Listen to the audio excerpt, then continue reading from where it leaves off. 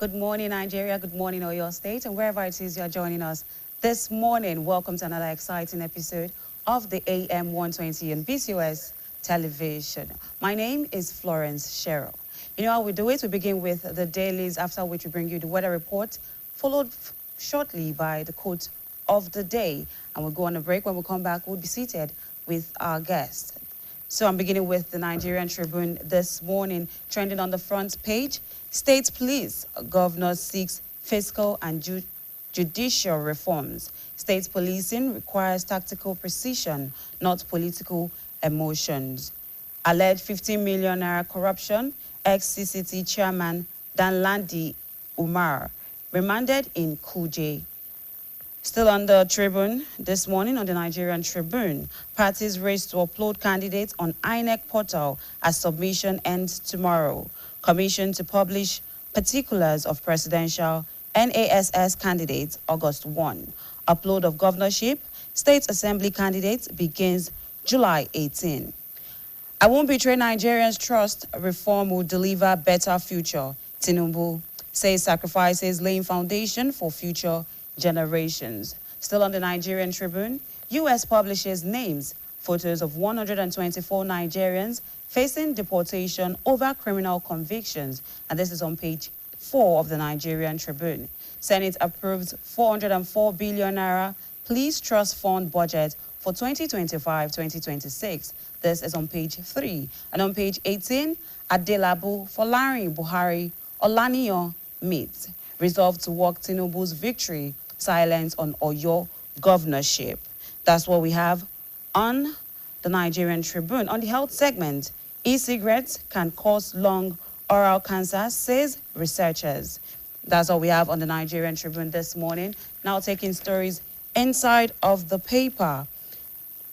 State approves 404 billion naira Police Trust Fund budget for 2025-2026. This is on page 3 of the Nigerian Tribune. No confirmed Ebola cases in Nigeria, says minister. On page 4, I won't betray Nigerian trust. Reforms will deliver a better future, says Tinubu. Urges supporters to take renewed hope message to grassroots. Alleged 50 million naira corruption, ex-Economic and Financial Crime Commission on Thursday, Chair Danladi Umar reprimanded in Kuje, I beg your pardon. U.S. publishes names, photos of 124 Nigerians facing deportation over criminal conviction. On page 5, Senate OK sales of Lafarge Cement to business Chinese firm. This is on business and economy. We remain focused on deepening local manufacturing. Moving on from that, we have on page 6, floods insecurity likely to worsen food scarcity in Nigeria by year end. That's on page 6. Nigeria Breweries PLC Lords Governor Oti over construction of industrial roads. Checking for more stories on page 8. Flooding, there is nothing wrong with coastal roads design, says the federal controller. The alleged police gang rapist in Niger. This is on the editorial of the Nigerian Tribune. On page 11, let's look for more stories. NADDC launches Naparty to drive digital transformation of Nigeria's automotive industry. Still on page 12, PFIPC scandal reignites calls for implementation of Orosaye report on MDA's restructuring. Full implementation of report would lead to job losses, says ex-ASCSN president. Looking for more stories. TMC urges Oyo government to boost our security and prays for kidnapped victims. Zakat and Sadakat Foundation empowers 40 with cash equipment in Oyo State. Boko Haram, ISWAP are enemies of Islam, says terrorism remains grave existential threat to Nigeria. On page 15, parties race to upload candidates list on portal as INEC submission ends tomorrow. Candidates monitor documents to national offices to prevent replacement. Commissions to publish particulars of Presidential National Assembly August 1. Upload of governorships. State Assembly candidates begins July 18.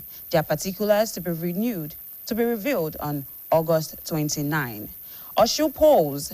INEC presents electoral voters register to parties, confirms 2.34 million eligible voters. On page 16, we have advocacy group appeals to APC INEC to upload Ondo NAS primaries. Parties raised to upload candidates list. This is continued from page 15 of the Nigerian Tribune. On page 17, APC stakeholders urge peace as post-primary crisis threatens party unity in Kwara State. APM PDP alliance will shape Oyo's political future. Odidiomo. And this is on page 17 of the Nigerian Tribune. Civil groups warn pleas against bias ahead of Osun poll. Says credibility of election at stake. Adesiyan Ogubiyi rally support for Oyebamiji in Osun. APC will triumph, says Babayemi. On page 18, we have 2027 for Larry Adelabu, Buhari, Olaniyan, others amid. Resolved to work for Tinubu, silent of governorship. Adelabu's supporters protest. Benga Ashim sues Accord and INEC urges court to upload him as party's presidential candidates. And this is on page 18 of the Nigerian Tribune. APC youth seeks reconciliation in Ondo. Renew 1 million votes pledge for Tinubu. Checking more stories. On page 22, e-cigarettes too can cause lung oral cancer, researchers say. Court admits Emefiele's EFCC statement as evidence, rejects trial within trial request. Still on page 22, Oyo ADC governorship aspirant donates 2 million naira to victims of Bode Market fire outbreak. NARD demands prosecution after resident doctor assaulted in UITH. We now move to the sports segment of the Nigerian Tribune. Michael Olise, the silent artist redefining modern football. On page 24 is what he says he is, Michael Olise. Federation Cup Special. A Kanemi, Ikorodu City set for Asaba showdown. Delta promises befitting finals. Still on the sports segment, Dortmund backers 20 million euros bid for Adeyemi.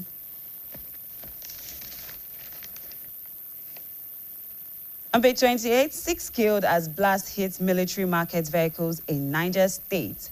Governor seeks fiscal judicial reforms to drive state police. On the back page of the Nigerian Tribune, on the final page, I don't know what Messi eats, says Mikel. And that's all we have on the Nigerian Tribune this morning. Over to you, Victor. Good morning. Well, of course, good morning. And of course, we have interesting stories about the Punch newspaper right here with me. And yes, we'll be doing the front pages of both of these papers, where we have this one about Tinubu meeting security chiefs amid troops salary backlash. It's a story you find on page 2 of the Punch newspaper for today. President in close engagement with security chiefs as attacks persist. Veterans and others fault soldiers 100,000 naira wage, demand comprehensive overhaul.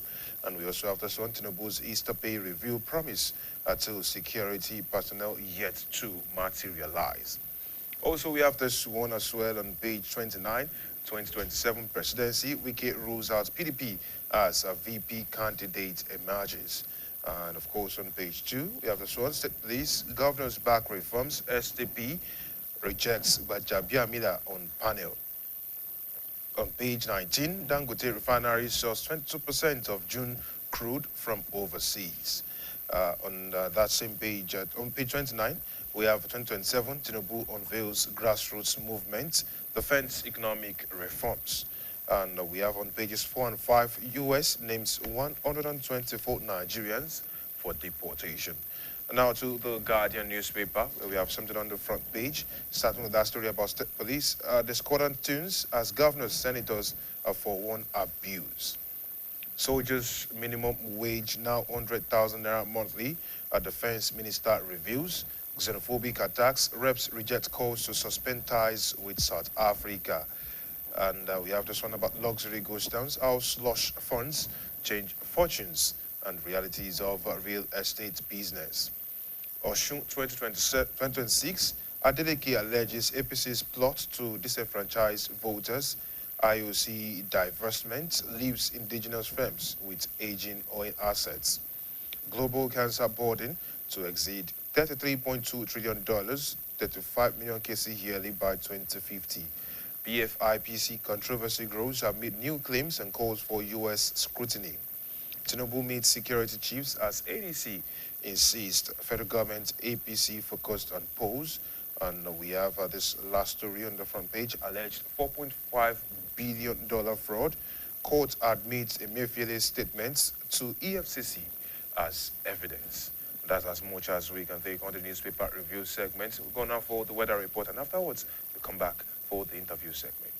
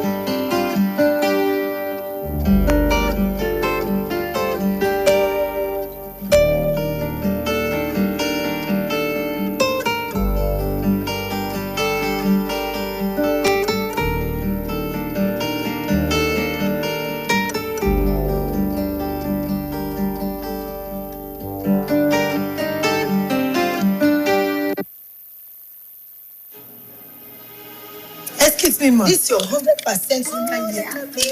Babes, are you sure you want to spend this much on hair? Since your landlord just increased rent, I saved for this one separately on money points. Man, you say you save on money points? Yes. This madam money points here, the array of yard there is target savings money points I used to have it. The rest of this my sub is fees savings money points I used to do it. The salary of this my staff is save as you transact, son. Jennifer, money point save as you transact. Money point fixed savings and money point target savings. What's up? Why did I don't contribute to you? Why should I? Come on, oh, you go give your money to Hadaku to save. You see money points account there. You know, go open a savings account. Now Hadaku you shoot. I beg everybody inside this my saloon. Oh, yeah, bring out your phone and download the money points hack now. Even you.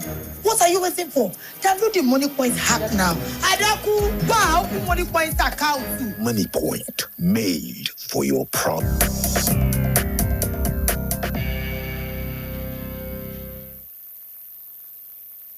Thank you very much for sticking around with us. Yes, we are now in the interview segment, and the conversation this morning is about the IMF warning on rising costs of living and poverty levels.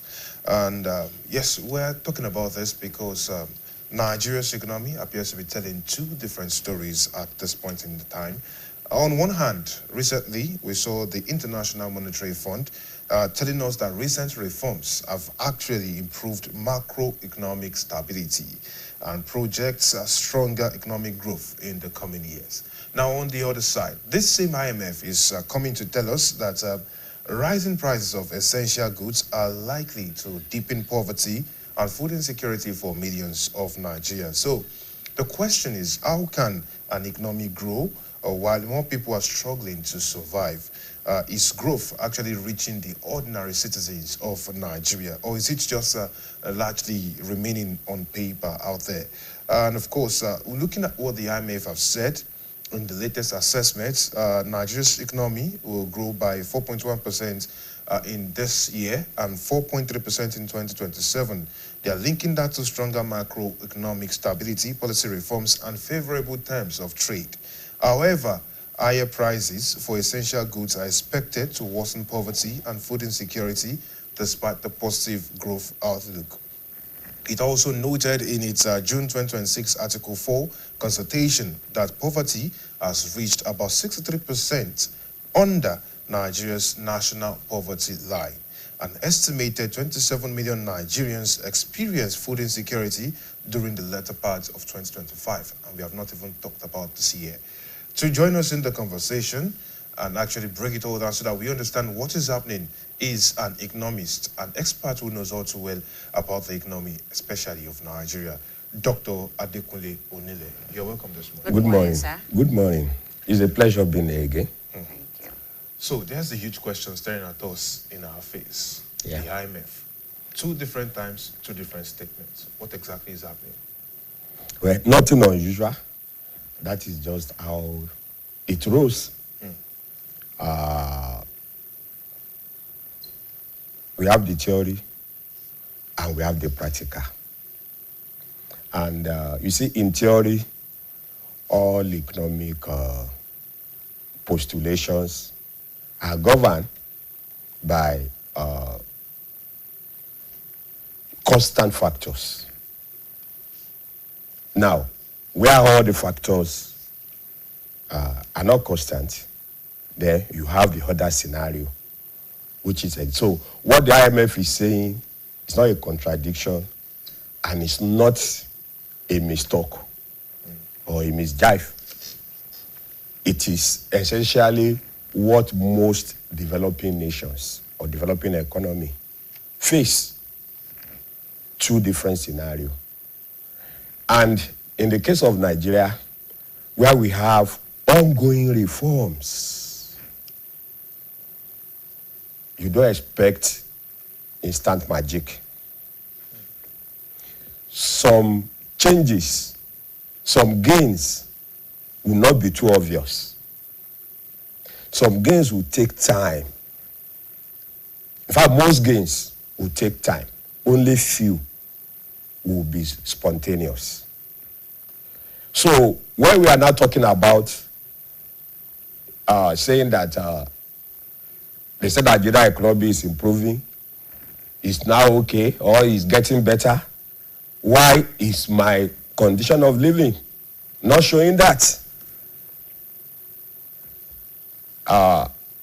Just like I've explained now, it will not be instantaneous. It won't be. But we are on the road path. We are not missing the lane. Okay. So that one I can assure Nigerians. All right. So let's understand, they said rising cost of essentials will push Nigerians into poverty. What exactly are they seeing in this data that is making them say that? And what essentials are they referring to? What sector is it that is hurting Nigeria? Is it the food?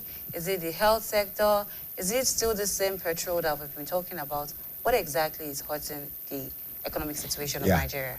Let me first clear this. When you talk of growth is not absolute. It's relative. It has to be from a point. Now, a rich man can grow and a poor man can grow. That doesn't mean that a poor man must instantaneously become a rich man. His condition of living can improve without you people even noticing. Maybe before, he couldn't even eat 3 square meals, but somehow, because things have improved, he can at least eat 1. Now, in the case of Nigeria, we've come a long way. We have a battered economy. We have a policy direction that most of the time is a somersault. The government will come, make some advancement, then another will reverse it. Then we have a population that sees growth in terms of government largesse, not in terms of personal contribution to the GDP. And the measure of the well-being of a nation is largely based on productivity, whether we like it or not. A non-productive nation should not expect a good standard of living, whether you like it or not. That is just the fact. Now, what are we producing in Nigeria? How are we making use of our workforce? What improvement is there in our infrastructures? These are vital things. So the level that we are, when the IMF project or the World Bank projects growth, it is relative to a point. Presently, the 4.1% growth rate for Nigeria, projection for Nigeria in this year's scenario, is even higher than US. It's higher than Japan. Yeah. The only country that has a higher growth rate than Nigeria among these, even higher than South Africa, is China. China is about 5 point something. US are less than 3. Okay, now let's look at this, because from what she asked, what exactly are those essentials? Because now they are pointing at some essentials in daily living that are vital. So let's look at those essentials. Good. The first basic necessity is food. If you're talking about well-being, before you even talk about dress, equipment, whatever, is your stomach. Now, presently in Nigeria, how do we measure the food index? It is clear to any observer that food prices are on the high side. Not because Nigeria lack in production of food. Note that area. But other factors are driving the price, not supply and demand. Factors like? Good. The cost of transportation is one.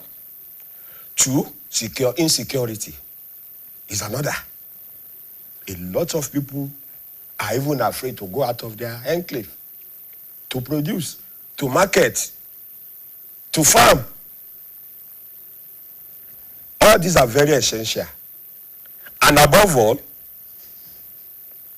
our long-term infrastructural development on food preservation and value chain over a long period of time, very poor, abysmal.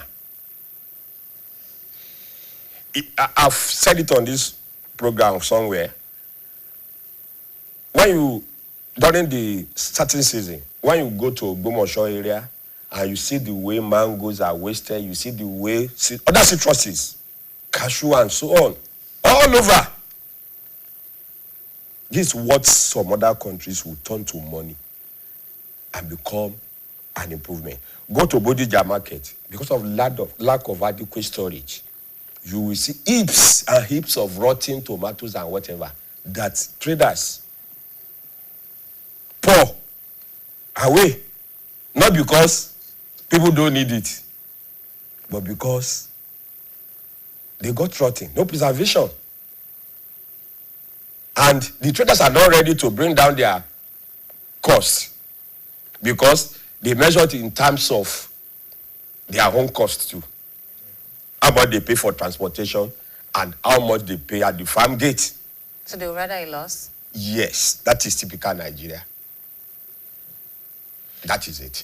You know, in some other countries, government will buy up all these excess productions. Which leads me to asking questions about how long we have gone without looking for economic solutions to the issue of productivity that you mentioned earlier on and preservation that you have just mentioned. We've gone a long way because this should not be the time we should be discussing this. This should have been in the past, right from the time of OFM, in the 80s. We are now in 2020s. Nigeria have had lofty agricultural programs, river basin development programs, agricultural input subsidy regimes. So many beautiful things that other countries have turned into wealth. Unfortunately for us, corruption, the cankerworm that is wrecking our society, always show and rear its ugly head. I remember in the early 80s, the World Bank started a program called agricultural ADPs, agricultural development programs in Nigeria, to boost, because food, like in answer to your question, is the most essential element of this well-being index we are talking about. Because the Women Development Index is separate from the gross domestic production, the GDP. You can have a high GDP, which is what is happening in Nigeria, exactly, and still have a poor score on the Women Development Index. That's exactly where we are. You mentioned personal contribution and a non-productive contribution. I want you to expatiate on that. Are you talking on the part of the government or on the part of the citizens, like contributing to what is happening? Both. So what are we supposed to do as Though, if you look at it this way, there should be a lead. The lead is the government. The citizens now cue him into the lead. Now, the government should provide the enablers, the right environment, the resources. All this have been done in the past to boost our food productivity. But, like I said, corruption wrecked most of these beautiful programs. In those where you go towards the Okeogun zones, you see beautiful farms of the ADPs. In the 50s, during the Awolowo regime, you see the farm settlement all over. This is what was happening in Denmark, in Germany, in other foreign, even in Israel. But they sustained their own system up till now. So sustenance. Yes. Nigeria actually have beautiful programs. But maybe 1 year at most. After all the glamour and all the beat and drums have. So how can we do better in that aspect? What happened to those policies? Because I think that will help us do better. What happened to the policies that brought up these programs? What happened to the policies that are supposed to help us execute and see these programs through? Well, for my reasoning, two things. I talk about policy somersault, government role and responsibilities. You see, politics has done more damages to Nigeria than help. Politics is supposed to help us on the path of growth and development. But unfortunately, it's the other way around. Political considerations largely override the economic considerations. You have situations where, on the altar of politics, federal character, equal representations, efficiency is thrown to the dustbin. This is wrong. Tribal things determine. This is wrong. Economy doesn't know which tribe. Hunger, food doesn't know which location. Look at what happened during the VAT debate. You saw how people vehemently opposed just on the basis of politics. But eventually, sanity prevailed. You understand? This is how economy is run. Government is not supposed to be Father Christmas. It's just a driver. But in most cases in Nigeria, we expect government to be doling out. They will call it national cake. Okay. Now, What about the Doctor, personal? You've not answered Okay, the personal and in contribution. terms of the personal responsibilities, now, the question is this. A country is a product of its entity. And a country deserves the government. Get the government it deserves. How do we elect and put in place those who lead us? Are they the best? When we talk of democracy in Nigeria, we will be celebrating 50, 60 years of them. Do we really have democracy? Those who emerge, are they the common man's selection? You understand what I'm trying to say? But that's not the common man's. It's not the common man's fault. It is. It is. also, If you're not willing, you see, let me tell you something. In history, the bourgeois, the class, never ever give up power willingly. It is the common men that will fight for it. Because they are the one at the receiving end. The rich and the big never pray to lose their status up. They don't even want those behind, those below, to climb up to them. You know the reason why? If everybody is comfortable and rich, you are threatening the existence of the upper class.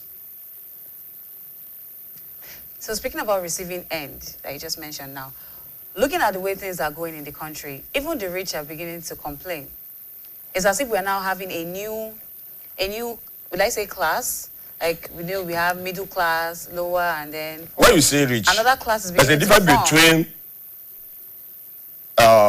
when we talk of middle class, these are not necessarily the rich. The rich are people who can afford to waste resources. The middle class are only able to afford to feed themselves and remain comfortable. They are not rich. People like you, some people will regard you as middle class. Not necessarily because you are rich, you have a big house or whatever, but because you have a job, this money you have eaten, you understand now? No, I haven't. No, I You haven't. haven't? Then maybe you are fasting. It might be religious. You understand now? Because I believe that if you work, you must be paid. that's what you believe. I believe that. Okay, now, that was on a lighter note now. There is something that got me thinking when you were mentioning, productivity, when you were mentioning the cost of transportation, amongst other things. When the president was being inaugurated, first subsidy was removed. We have looked at the dynamism of law ever since that statement. And we have looked at the fuel prices. Now it's come down a bit. But this actually wasn't even where we were at that time. We have gone to about 2,000. It was threatening to surpass that amount at some point in time. And there have been questions, especially also adding the foreign exchange, FX issues back then. Are these things not contributing factors to what we have right now? I'll tell you this. When something goes up in Nigeria, unless divine intervention to get it back to the original price, at least in my lifetime of how many decades now, I've never witnessed such. Is the latter okay? Once it goes up, it's like a rocket. It doesn't fall back. But what is the consolation there? The consolation that we have is that as it is going up, our affordability, at least is going along with it. If not at the same pace, but at least it's not also static. What I mean is that in those days when petrol was 50 naira, 100 naira, and forex was so cheap, income, disposable income, that is the word, it's not as much as we have now. Because what do I mean by that? A person selling bread, maybe sell bread in those days for 50 naira. Now sell bread now for 1,005. Maybe in those days, the gains that he will make from selling bread of 50 naira is 10. That 10 naira can buy so many things. Then, now, he's not making 10 naira gain. Out of 1,005, possibly he's making 200 or 300 naira gain. So this is the way you look at the economic interactions. Not the way people just feel that, in those days we are buying 15 naira now. So now, you should also, but 200 naira buy the things that 10 naira. It might not, because it has never, and it will never, the way the world is structured. But in developed countries, this is how they cushion the effect of price changes. Price changes is global. Even when you go to US now, that is inflation, not on the massive scale as ours. It is the level of development that doubts that.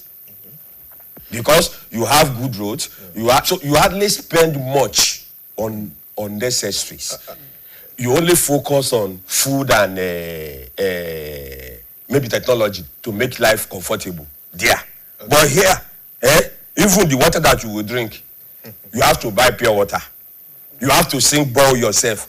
No public utility, no public that will negate you spending much. Okay. No. You understand now? Yes. That's the difference. All right, Doctor, I saw something recently which got me asking a lot of questions about the personal contribution of Nigerians, amongst other things, aside those in authority with the power. The tweet on social media was someone, because she was working remotely and earning in foreign currency, said she prayed that the dollar would keep rising as against the naira. Very good observation. Now, it's a question I've been asking over time. To what end? Because for every person working remotely and earning in dollars, there's over 8,000 more who are earning in naira and are hoping that the naira can go back to being $1 to 1 naira. You are talking about abroad. Let's come back home. Here in Nigeria, there are so many rich and big men who are praying every day that. No, I'm saying the person works in Nigeria. Yes, in terms of earning in Nigeria, and I'm not even talking. I understand your question. Okay. That even the earning in Nigeria, many rich men are praying because they don't keep their money. They don't store the value, their wealth. In naira. They store it in dollars. And then coming down of that is a decrease of their wealth. Most of the people you see in government are not praying that dollars will come down. They don't buy or keep naira. Take that to anywhere. Most of them keep their monies in dollars. Even the government itself, remember, naira is not an internationally accepted currency like the dollar. So even government store its own reserves in dollars. So can we say this is like an instigating factor as to why, we keep... A very strong one. I've always canvassed this at public fora. That yes, one of the reasons dollars will not come down is that the powerfuls and the mighties will never allow it to come down to the extent that it will affect their wealth. It's like you or me. If you now feel that, okay, you have some few naira and you feel it's too bulky to be kind about, you now buy dollars. You go to Sabo, you buy at 1,005. Are you going to pray that 1,005 should become before you dispose of that money? But if you look at the case the scenario he painted, this lady that earns in dollar and she's converting to naira, she's spending her money here and everything is expensive. So is she actually, benefiting from it? Is benefiting. How is benefiting is this. You see, let me give this example to illustrate. If you are abroad, you buy a chicken for maybe 20 pounds. Yeah? Convert 20 pounds to Nigeria, naira. This is about, because it's 2,000 times 20. Abi? Maybe thereabouts. Good. Will you buy a chicken for 40,000 naira here in Nigeria? Small chicken? Well, it depends on what you're buying. No, unless you are buying a turkey. Every turkey is not for 2,000 naira. Except you're buying like half carton or like... It still depends on where that's you're not buying small. So what I'm telling you is that... You're buying it in some places. If I'm telling you is that... What I'm telling you is that the exchange rate is for variable. That is why you see those in diaspora coming home. Most of those new structures you are seeing, all these new developments, are by the experience. Not by people working in Nigeria. They can afford, when they convert the money, to buy that 12,000 or 30,000 naira per bag cement that you and me will be saying, hey, this is too much. It's easier for somebody handing abroad to buy here. I hope you understand what I'm trying to say now. So somebody staying here now and handing in dollars, just like you rightly said, we always pray that it remains so. Because as far as he is concerned, it is favorable to him. So, and that is where I now said, it comes to individuality. That all of us are patriotic. In any case, when it comes to money and well-being, forget about it. Is always survival of the fittest. Self-first, self-preservation, law of nature. So when you see people scrambling, ordinary, what do they call this? There was one theory, I forgot, in the elementary school, where when you put food down, that food can go around everybody. But because people are hungry, all of them will rush that food, stamping on each other, and in the process, they will waste the food because they will pour it away, they will be pulling it and churning it with each other. What could easily go around, but they will not have the patience. Everybody wants to survive only for himself. Nobody is thinking about the group survivor unless there is an intervention. What is the intervention? A regulatory mechanism that does not permit you misbehaving. That is where law and order comes in Nigeria. How? Our law and order is in shambles. People complain about the judiciary. They complain about even the law itself. How favorable it is to some people and how unfavorable to the poor. You understand? If somebody now stamp on your right, it is very difficult for you to pursue it because it will cost you money to get justice. Justice is not free. Despite having all these free habitations, anything free, you will labor double to get it done, if at all. Because they will just tell you, are you paying a couple? I better go and relax or wait until we are able to serve you. And it might be late. So as an economist, would you say that this fuel subsidy removal policy, was it necessary, like, to the economy? Very necessary. I'm an advocate and a champion of removal of Okay, was it too sudden then? It was not sudden, nothing like suddenness there. Was it the way we went about it? Nothing, in fact, there's nothing wrong with it. With the way we went about it? Yes, let me tell you what was wrong with it. There is nothing wrong with removal of. In fact, it is long overdue. Okay. Because that is a distortion in our economic system. You understand?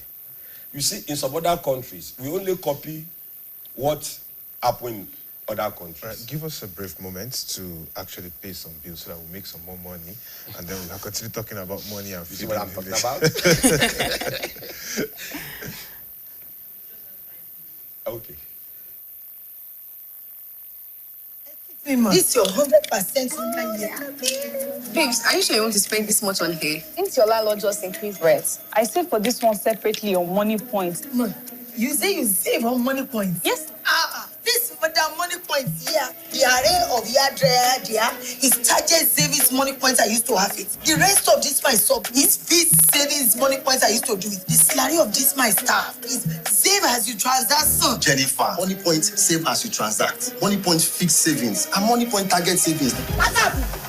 Why did Jumah don't contribute to it? Why she say? Come on, oh, you go give your money to Adaku to save. You see money point accounts there. You know go open a savings account. Now Adaku you shoot. I beg everybody inside this my saloon. Oh, yeah, bring out your phone and download the money points hack now. Even you.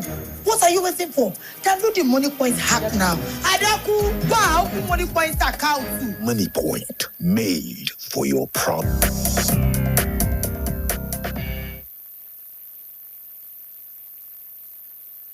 All right, welcome back. It's still AM 120 on BCOS television, and we're talking about the IMF warning rising cost of living and poverty level with Dr. Adekunle Onile, is an economist. And before we left, we were talking about the subsidy removal reforms. He said it was very essential. Yes. It was needed. Yes. So continue. At the risk of being unpopular, because I told you at the beginning, people expect largesse from government. It never happened. Even in Roman history, in ancient Mesopotamia, even the Garden of Eden, yeah, nothing is free there.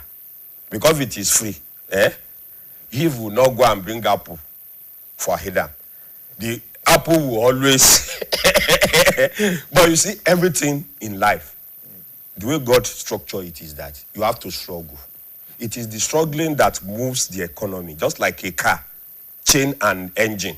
There must be struggle. Is this struggling not too much? Well, that is now where we should now call it a break. Struggling should not be too much. A car that is struggling too much, will actually pack up. It will break down. So that is where the issue is. But there must be struggle. There must be low class, there must be middle class, and there must be higher class. Everybody have a role to play. Okay. That's how the economy works. You understand? If there is no low class, there can never be the upper or the middle class. That is something that people don't want to accept. You understand what I'm trying to say now? A rich man is only rich because some people serve him. You understand what I'm trying to say? Yes. All right, Doctor, now as we wrap up this morning with you, I want us to speak to something that you have mentioned. To the minds of the citizens of the country, to be patriotic, to understand that first and foremost, this whole thing is about productivity. Yes. To also understand that we have to contribute to nation building. Yeah. To also understand that we are the people that we put in government. Yes. To also understand that. Yes. We should put the right people. So, if we are going to do all of this, we also need mechanisms in place. So, we are going to speak on two different parts now. This listed ones with the people, and also to those who are already in power, to put in the right systems. You see, the first one is that to change our poverty level as an individual, you have to think outside the box. That is what makes the Committee of Nations and international to develop. That is how people become innovative. That's how they invent. You understand? You don't just rely on what is existing. If you are hungry, you have to think of how to make income. Not that you are expecting people to come and give you money. as a beggar. You understand? You have to think outside the box. You have to combine works. You understand? You have to combine. I mean, you use your brain. It might not be easy. You understand? You might not even be the recipient, the beneficiary in the long run. Those who invented the technology that all of us are enjoying today, most of them are gone. The Steve Jobs of this world. You understand now? They are gone. So, for Nigeria to develop in the long term, its citizens must really be, and that's what happened in China. At a point in time, the Chinese people used their population of billions to drive change. How? Every hamlet you go in China becomes small-scale industries. You understand what I'm trying to say? People now sat down after, because China used to be poverty-stricken in those days. They hardly eat. Check history, Google it. But when it got to a point, they started thinking out of the box. You understand? Say, if I put this contraption together, it can move and I can take it to the market and sell. And the person who buy the market will say, what I have bought in the market, I can transform into another thing now. That's what is called value additions. You understand? You do your part, I do my part, everybody. So the collective growth, the collective innovation and inventions, was what lifted China up. And that's what is lacking in Nigeria. So, all right, thank you very much, Dr. Adekunle Onile, an economist who has helped us with the conversation. IMF warning, rising costs of living and poverty level. Well, thank you indeed for coming with us on this conversation. And we appreciate every bit of suggestion and insight you've thrown on this topic. And yes, on behalf of the whole production crew of AM120, we say thank you again and again. It's always a pleasure. Thank you so much. Thank you very much, too. All So right, we're going to break. Yeah, we go on this break, and then we'll return with our second guest who is waiting around. So actually join us.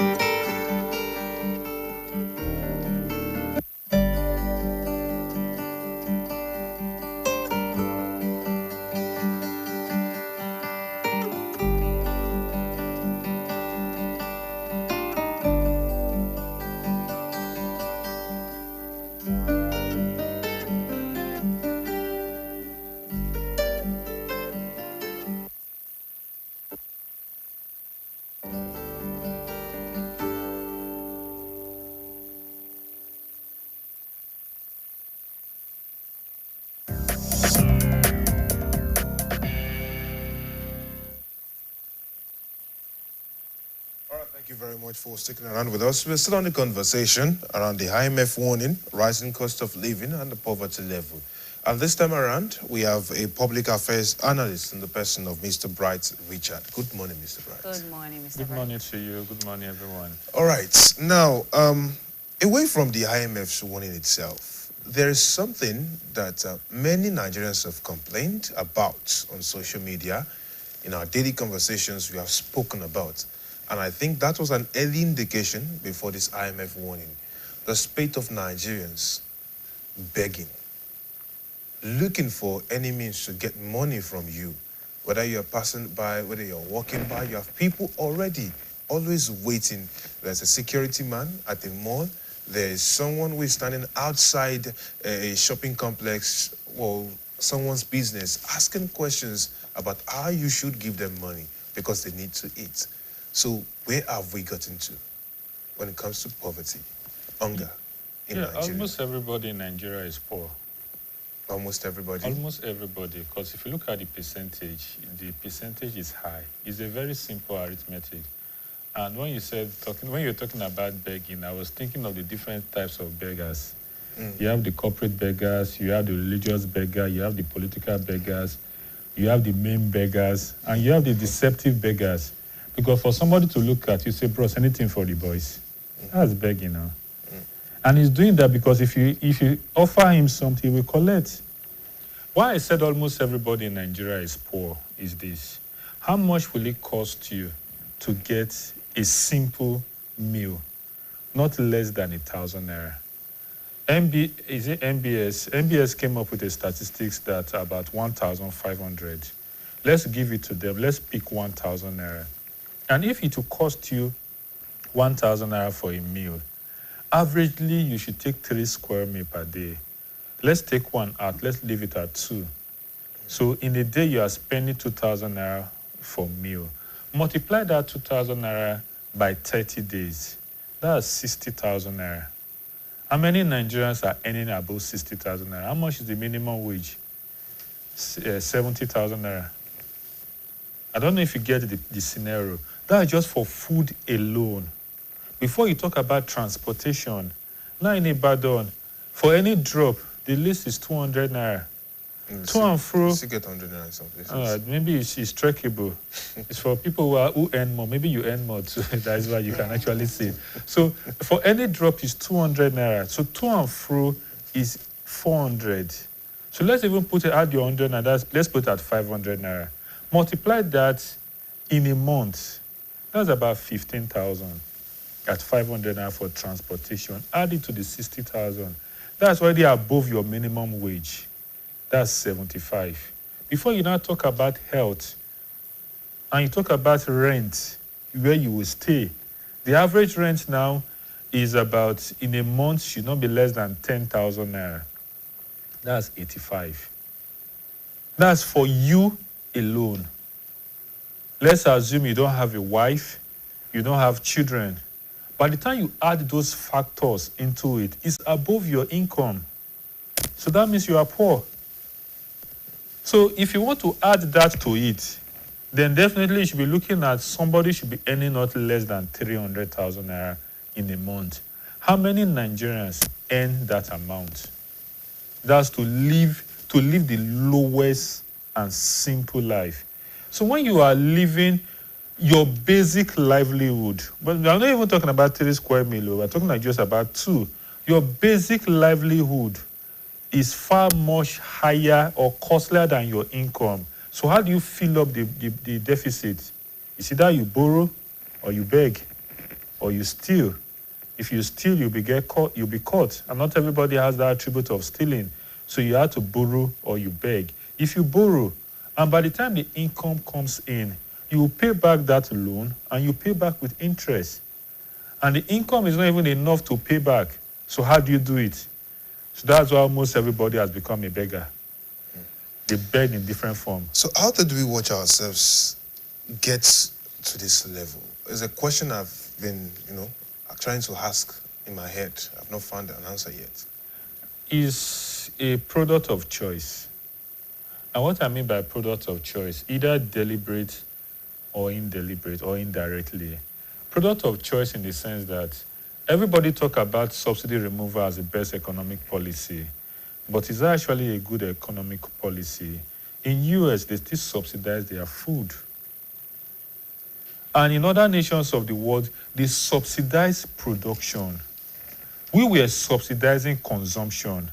And what was the difference? Crude oil is a product. PMS is the end point of that product, or the refined form of that product. And what is the government subsidizing? Is a refined product.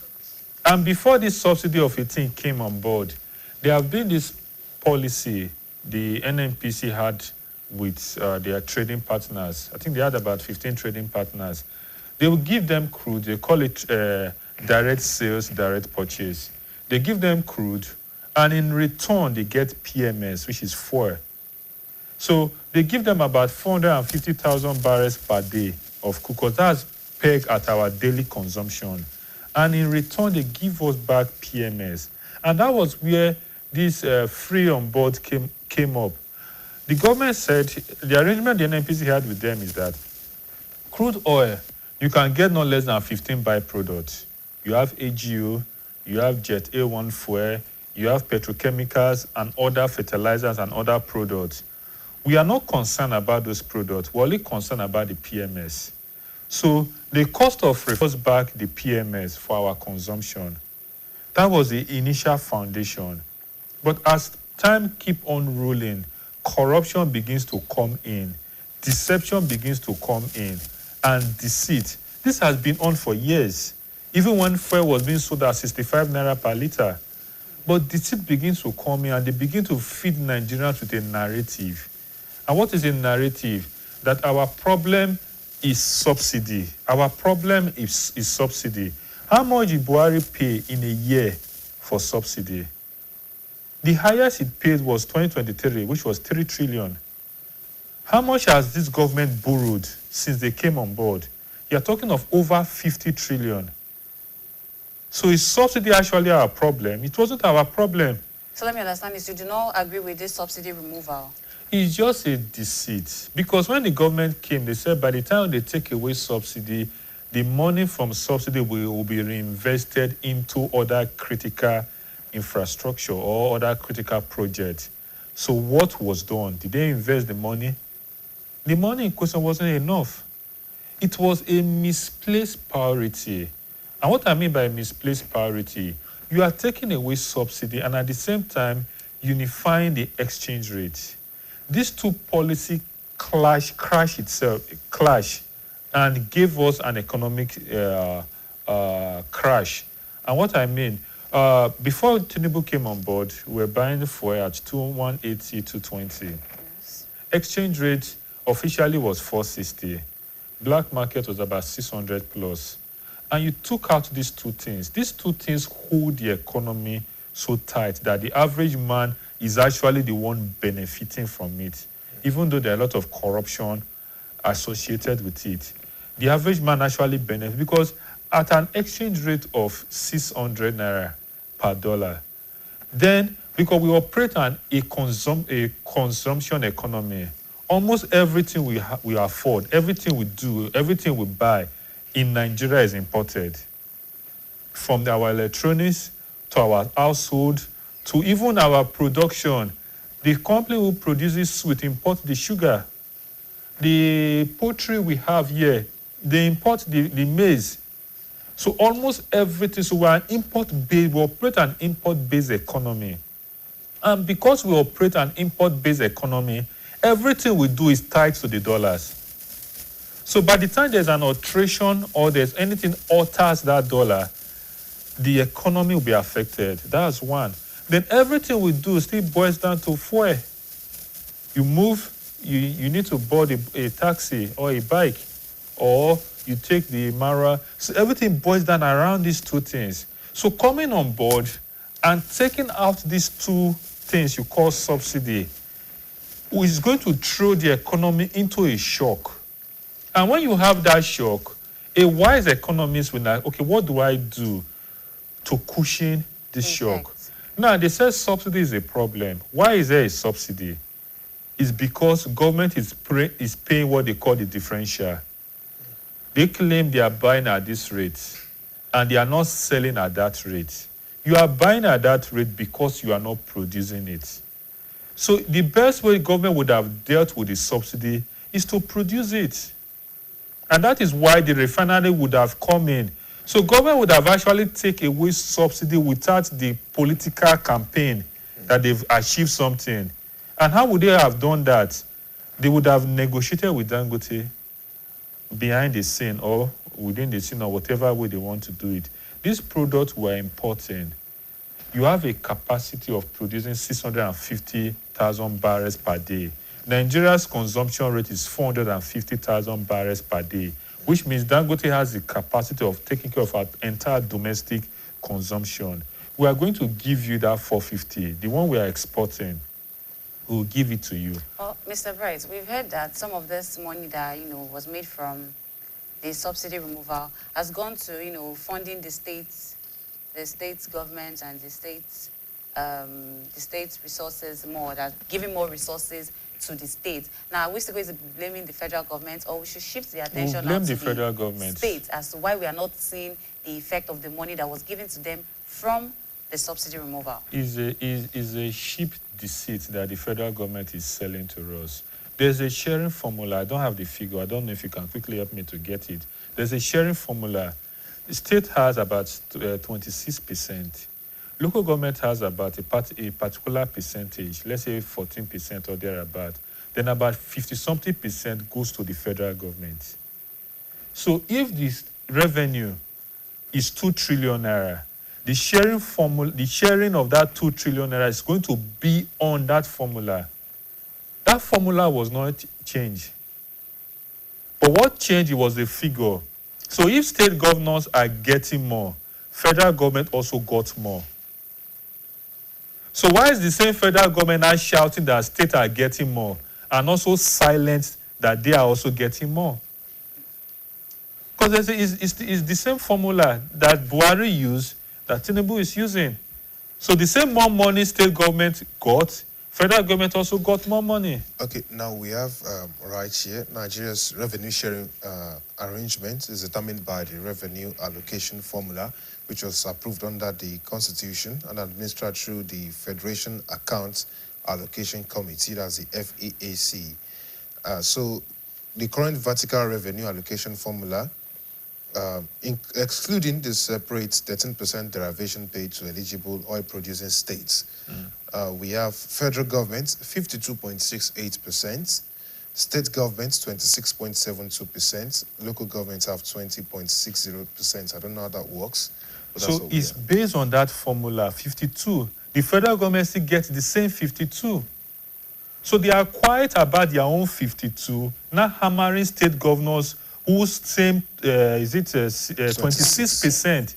So they have sharing, the state did not increase the sharing formula to state. It is a figure, the 2 trillion naira, 3 trillion naira they shared, that they've been sharing during Buhari's time. I think during Buhari's time, then they were sharing 600 billion, 400 billion, 500 billion, 700 billion. When Tinubu came on board, it rose to 2 trillion, at first 1 trillion, 2 trillion. So it's still the same formula that they are using. But they now come up with the narrative, deceiving everybody that states are getting more, quite on the fact that federal government is still getting more. So you have to push a narrative to confuse Nigerians and be attacking their state governors when federal government is still getting more. All right, let's talk about the GDP of the nation. IMF has warned, and we've seen how a lot of people have harped on productivity. Our first guest this morning also spoke about how we are lacking in productivity. And you also, somehow, some way mentioned earlier on that we are a consumption-based economy, and it's affecting us really heavily when it comes to importation because of the currency rates. What happened with productivity? Why are we not looking at productivity the way we should be looking at it? Why are we not following through on policies? Yeah, because the government is not interested.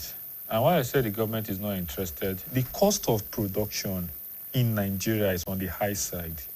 When you talk about inflation, our inflation in Nigeria is a cost pool inflation. And what they mean by cost pool inflation is that the cost of production is high. Few weeks ago, the cost of diesel per liter is 2,000 naira. Few weeks ago, a liter of diesel costs 2,000 naira. And there are a lot of industry that run almost 24 hours on diesel.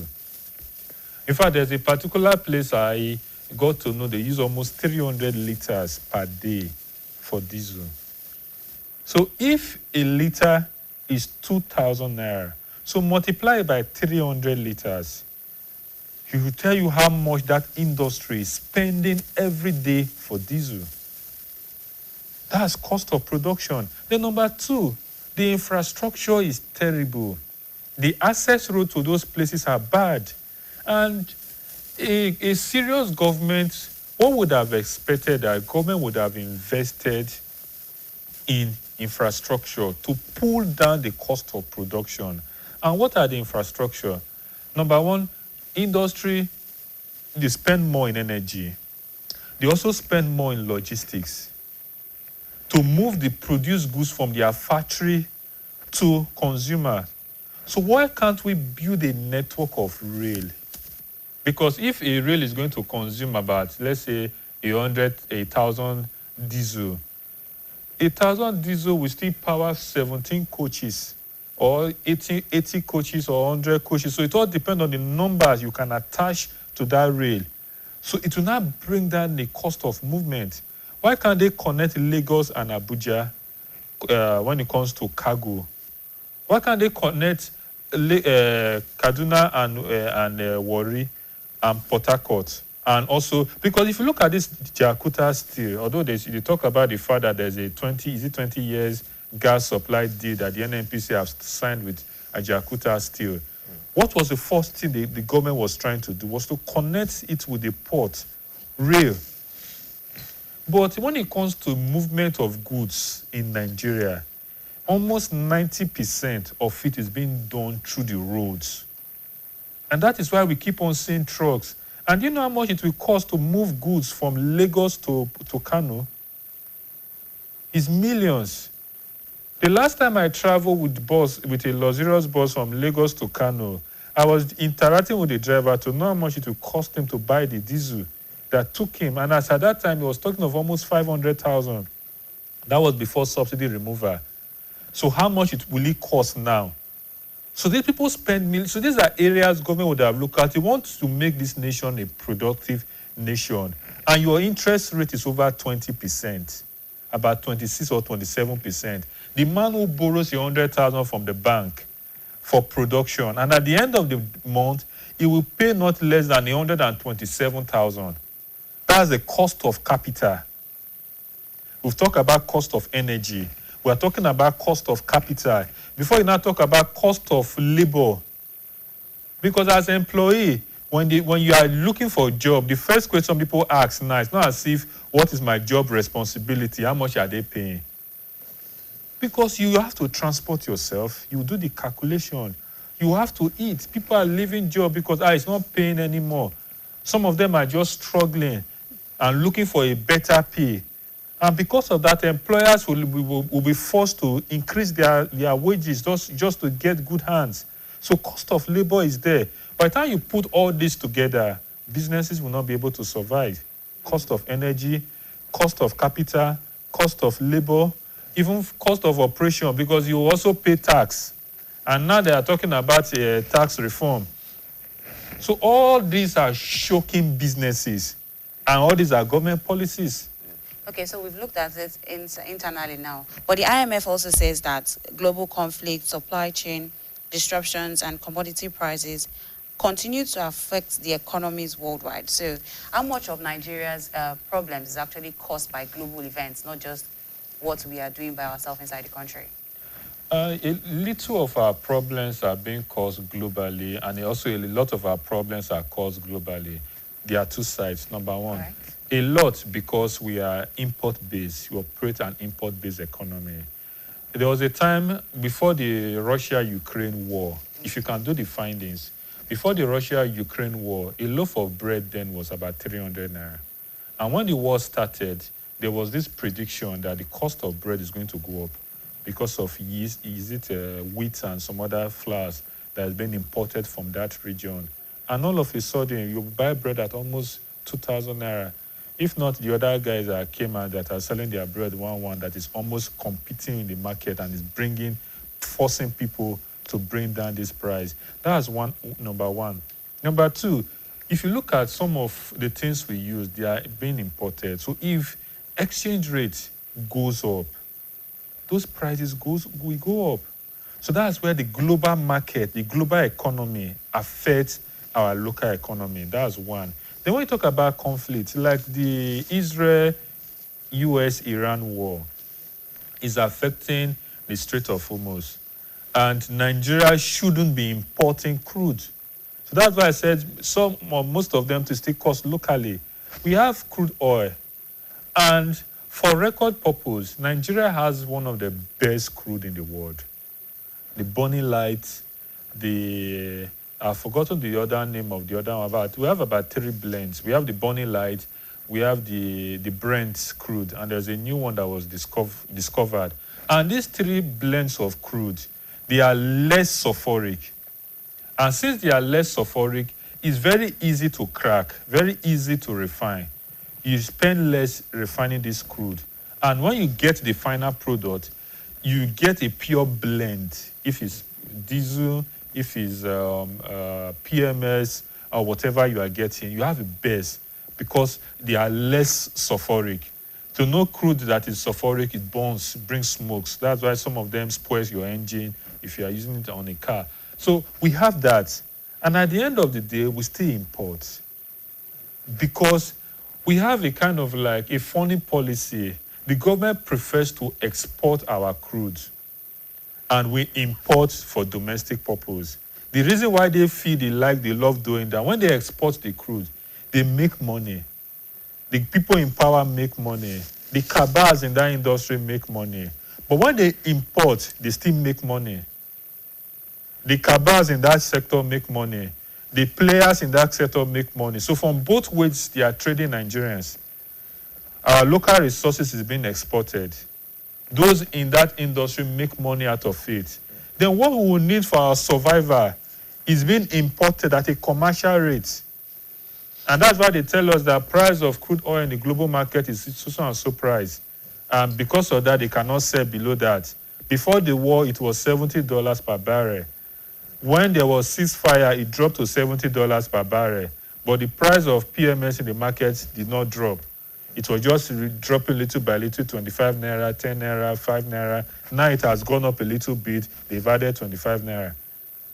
If you go around, because I've been observing, places that were selling at 1,125 naira, as at this morning, they've jacked it up to 1,150. Very easy.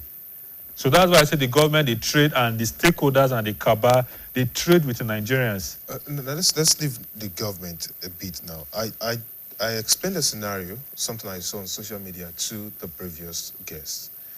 And it was that someone, a Nigerian, working in Nigeria, but remotely for a foreign company, earning foreign currency, wrote out there on social media that she was praying that the dollars will keep jacking up as against the naira. And I think aside the government, we also need to look inward at ourselves. Why are we praying against the Nigerian currency? Because for every one person who is working remotely and earning in foreign currency, there are about 1,000, 2,000 other people who are praying that the naira goes up so that they can afford to eat, to survive. Yeah, it's a simple thing. What you said just reminded me. Some years ago, I applied for a teaching job virtually, and they offered $20 per hour. And I was like, then dollar was, I think, 180 then. I was like, it's too small because of the timing. It was a Japanese school. I said it was too small because the timing was between 2 a.m. and 4 a.m. Like, I can't be doing that for $20. How much is the exchange rate? But today I'm regretting. The reason why is because of the value of our currency. We are not, when they talk about national interest, and this man is I don't know the English word to use to classify that. Is a Nigerian. He loves his nation, or is a nationalist, or I don't know if that one is correct. Is somebody who puts Nigeria first. A patriot. Yes, and anything Nigeria, your identity as a nation is your international passport, your flag, your logo, and your currency. But it's sad that even the government, I listened to him, even the government don't even value our currency. Even the politicians don't value our currency. They are part of the people who are contributing to devalue our currency. And even with some of all these people who are talking, the IMF and the World Bank, because some of the condition for the loan is for you to devalue your currency. And by the time you keep on devaluing your currency, in a simple personal economics, you will enjoy it. Just $100, that's about 135 or 139,000 naira, which is easy to get in a global workspace. I think the average minimum wage in US now is about $18 or less than $20 per hour. Over here in Nigeria, you work Mondays to Fridays, first week to the fourth week before you are being paid. You count 30 days before you earn. But there you count hours. So if you are to work 10 hours, that's about $180 you will make in a day. So your work schedule is based on your capacity. If you can do 3 hours, you can do 10 hours, they'll pay you for it. But here, you work. So when you now look at these principles, that's why the little people who have such privilege to be earning in dollars will not want to. Because by the time